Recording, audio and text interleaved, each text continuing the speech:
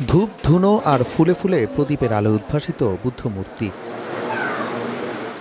ভোর থেকে শুভ্র বস্ত্রে বন্দনায় রত বৌদ্ধ ধর্মাবলম্বীরা। রাজধানীর সবুজবাগে অবস্থিত ধর্মরাজিক বৌদ্ধ মহাবিহার যেন পৃথিবী জুড়ে ছড়িয়ে দিতে চায় শান্তির বার্তা। আর তাই তো দুঃখ, হিংসা আর অস্থিরতার বিপরীতে আত্মশুদ্ধি আর মানবতার ডাক নিয়ে শুরু হয় শোভাযাত্রা।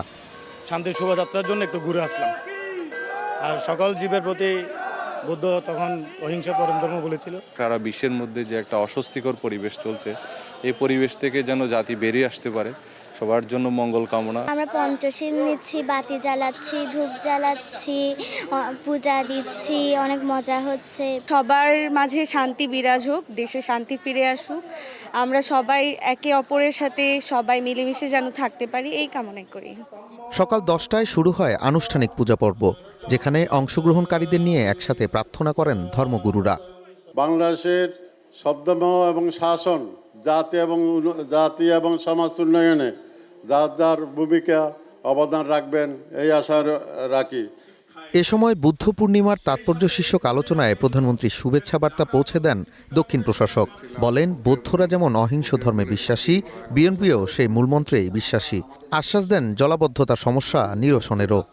দলমত থাকবে, ধর্মের ভিন্নতা থাকবে, কিন্তু দেশটা আমার, এই বাংলাদেশটা আমার। তো সেই কারণে কে হিন্দু, কে বৌদ্ধ, কে মুসলমান, কে খ্রিস্টান, তার ঊর্ধ্বে কিন্তু দেশ। আজ থেকে 2500 বছর আগে এই দিনেই জন্ম, বোধিলাভ ও মহাপরিনির্বাণ, তিনটি গুরুত্বপূর্ণ ঘটনার সাক্ষী হন গৌতম বুদ্ধ। গৌতম বুদ্ধের শিক্ষা শুধু ধর্মীয় নয়, বরং বিশ্ব মানবতার জন্য এক সার্বজনীন বার্তা। অহিংসা, করুণা আর মধ্যম পথের দর্শন আজও প্রাসঙ্গিক। আর তাই তো অশান্ত পৃথিবীতে প্রত্যেক বছরই শান্তির বার্তা নিয়ে ফিরে আসে বুদ্ধ পূর্ণিমা।